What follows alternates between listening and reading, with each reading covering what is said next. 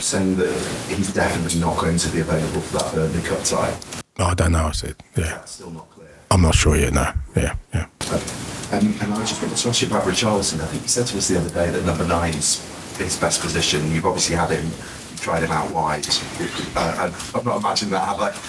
Is that No, he played out wide, yeah.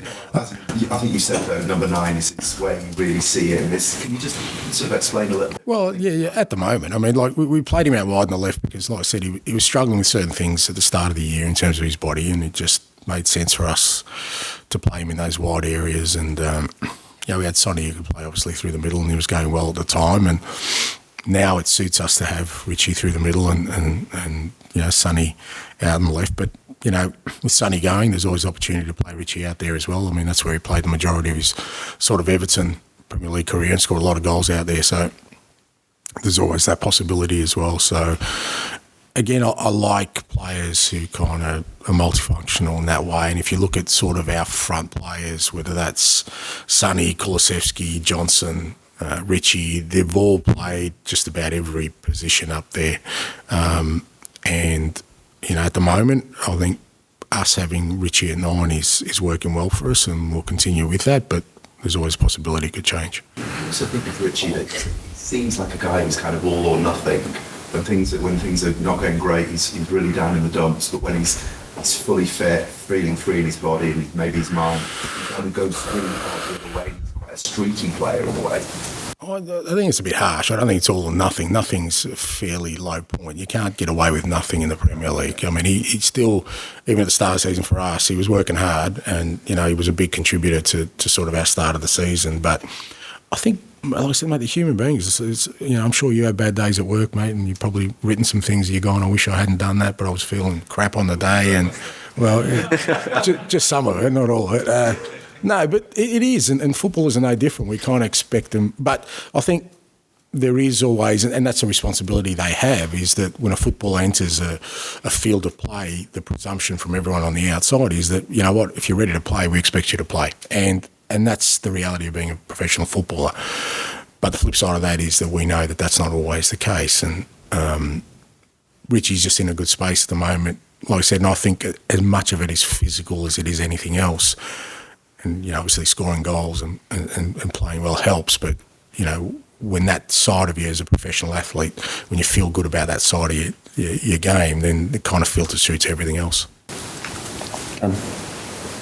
Ange, you've spoken a couple of times about doing business early in January. With this Christian news, is there any prospect of getting someone, a centre-back in the first 2 weeks of the month, do you think? I don't know, because there's just so many moving parts. Yeah, look, obviously, if we can do business early, it's great for us. Not just because of obviously losing Romero, but I just think, there's a whole month there. Why waste it? If you can bring them in early, even if there's no, even if they don't play, you can bet them into training. You can bet them into our style of football, because it's not like we're going to sign somebody and they're going to, hit the ground running. Maybe they could, but so. Whereas if you leave it to the end of sort of January, then potentially it's not till sort of mid to end of February where they get up to speed with things, and depending where they're coming from, sort of the league they're coming from. So there's a whole range of moving parts. Ideally, yes, I'd love to do something early in the window, but I guess even me saying that puts a challenge on us, because then other clubs know that we want to do something early. So you just, you got to play the game and see what happens. But I'm hopeful that it'll be sort of, much earlier than the end of the window when we do bring someone in. And actually, Phillips, is he ready to play Premier League and start a Premier League again? He's training now, so he's ready, he's available, and he's there, mate. So if opportunity comes, we'll give it to him. And then just in terms of these kind of ongoing injuries and suspensions, I mean, you must just feel like you can't catch a break every time someone comes back. Yeah. And look, it is what it is. And I think I said that before, when somebody was saying, all these players come back, and I was saying it never works that way, or rarely does it work that way. And look, I'm not the only one, and you can see there are other clubs going through it as well. We've been going through it for quite a while, to be fair, but I've really liked the attitude that sort of everyone's taken with it in terms of internally, coaches and players and we've still been disappointed with our losses. We've still been disappointed if we're not playing our football. And I think that's the most important thing, because I'm sure there'll come a point where, we will be much healthier in terms of our playing stocks. And, but I kind of like the fact that, we're winning games of football and playing decent football without some of those players. So I think even for them, it's good to see the team winning without them, because it kind of hopefully motivates them to come back, but also makes them realise that, it's something they want to be a part of. So, like I said, it is what it is. We just got to get on with it. It's another challenge for us, this week with 2 games in a short space of time and, smallish sort of squad available, but we'll tackle it like we've tackled everything else.